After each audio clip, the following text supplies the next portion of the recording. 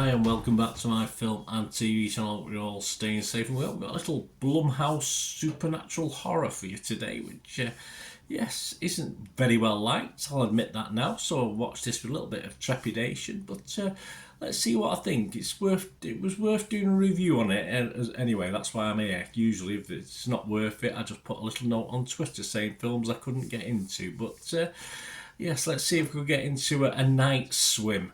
Please, if you're new to the channel, push that subscribe button, push the bell notifications, everything film and TV, of course, reviews like this, information, vlogs, quizzes, lots of different things, an eclectic mix if you like. And please, I'd love to hear your comments on this film. As I said, most people don't like it, so if you don't like it, that's fair enough. It's all opinions, isn't it? We can't all be the same, can we? It'd be a very boring world. Let me know what you think anyway, guys, and of course you can give us a thumbs up or leave your comments. I'll give you a thumbs up or respond if need be. If the comment requires a response, I will do that. And of course I do a little football channel as well, football vlogs on my team Manchester City, so if you know anyone who might be interested, please give them a kick in my direction or jump on board yourself. Be great to have you. Right, night swimmer, 15 certificate, so not horror, 98 minutes, so take out the credits, about 88, yeah, good length for a film. Written and directed by Bryce Maguire in his feature directorial debut. Yeah, I thought he did very, very well. And based on the 2014 short film, yeah, so they've had to expand this into a feature-length film. Some people didn't think it quite worked on that basis, but well, anyway, that's some people. The same, of course, based on the short film of the same name, also by Maguire and Rod Blackhurst. Well, the two main characters, obviously there's some other actors, but Wyatt Russell and Kerry Condon are the mum and dad in this one. Its plot follows a suburban family who discover that their backyard swimming pool is haunted. Yes, well, there's an interesting scenario. This was released in the United States on the 5th of January 2024, so check your territories. It should be around and about now, so check yours. I'm doing this now, this little vlog, as at the 29th of January 2024, so 3 or 4 weeks afterwards. So any comments and scores I give you is at that date. Right, Rotten Tomatoes, don't like it very much. It's pretty rotten generally. 33 fresh, but 117 rotten, so the likeys are in a bit of a minority there. That's 22% positivity only, 150 critics.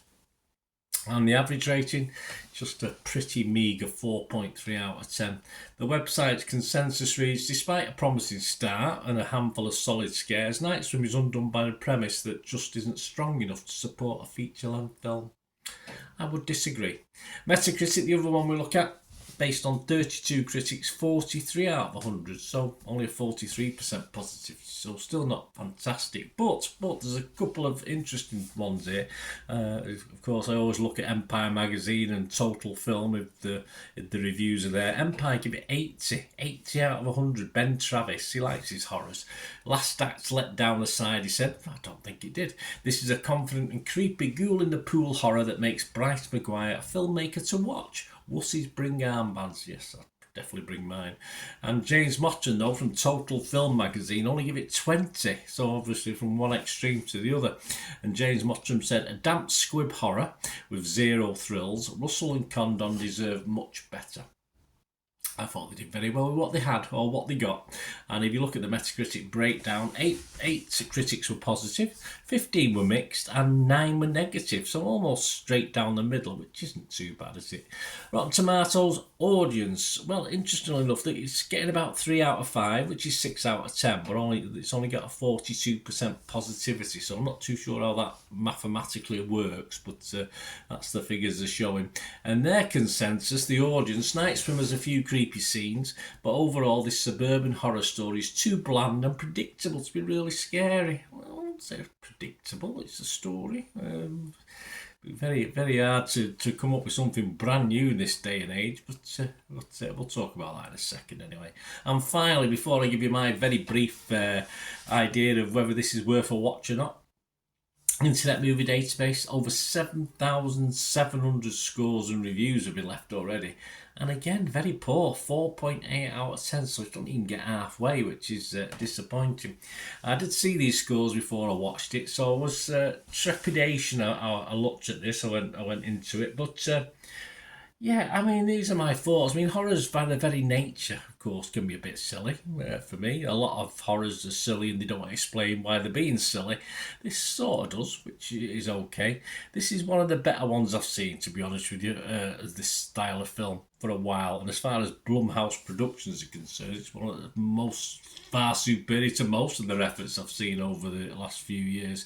It's not scary, but as a supernatural thriller, I think it does the job. I think it's fine. It's okay. An investable cast. Even the younger members, younger family members, are likable. Which, if you know what I know me, I'm quite critical of younger actors sometimes. But I even like the younger actors as well. This and the story, though yes, silly, actually works in its storytelling. You can figure out A to Z, and it sort of works for me. I mean, it's not too much that doesn't, although silly, doesn't make sort of sense in a silly way. And yes, a haunted swimming pool scenario does sound a little bit silly, doesn't it? But we find out reasons why, which is always nice. I like this. I was pleasantly surprised after reading some of those reviews. So yeah, I enjoyed it. I was entertained. That's all I can ever ask for when I watch a film. And as horrors go, usually I'm not overly entertained these days. There's some right rubbish out there, but according to most people, this joins them. But for me, no, I liked it. I'm going to give it fresh Rotten Tomatoes. I'll give it positive Metacritic, and I'm going to give it a. I've gone mad. I'm having hot flushes with this one. I'm going to have to jump in a swimming pool and cool off. I'm going to give this one 7 out of 10 because I just say I think the pleasant surprise after the critique that it was received and the scores it received. I just enjoyed it. It's simple as that. I just enjoyed the story, and it had a start, a middle, and an end, and that's what I want in a film. And I never got bored with it. I thought it was excellent. I was waiting for it to, as some have said there, it started well and then petered out, but I didn't think so. I thought it was good all the way through. Anyway, let me know what you think, guys. It'd be great to hear from you.